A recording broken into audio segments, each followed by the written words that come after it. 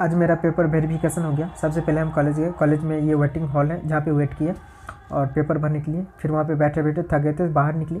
बाहर निकलते ही कॉलेज के गेट पे ही चाय का एक स्टॉल था, वहाँ पे चाय पिए। साथ ही इस बीच हमारा जो पेपर था पूरा सब कुछ कॉपी नहीं था, बहुत ज़्यादा कॉपी मेरे पास नहीं था जितना चाहिए था, क्योंकि एक पेपर का 3-3 कॉपी चाहिए होता है। वो अगर आप रखते हैं तो बहुत ज़्यादा टेंशन नहीं होगा, मतलब परेशान नहीं होंगे। नहीं तो आपको बार बार पेपर का जो है सो कॉपी करवाने के लिए जाना पड़ेगा, कभी इस चीज़ का कभी इस चीज़ का। तो अगर आप जाते हैं वेरिफिकेशन के लिए तो एक पेपर का 3 कॉपी लेकर के जाएँ, ज़ेरॉक्स करवा के। और साथ ही फिर कुछ दूर जाने के बाद पता चला पास में ही उसी कैंपस में डेंटल कॉलेज भी है, जो PMCH में ही है, उसी के कैंपस में है PHI और डेंटल कॉलेज। फिर यहाँ से जब मेरा पेपर आ गया फिर गए अंदर और फिर उसको फिलअप करना स्टार्ट किए।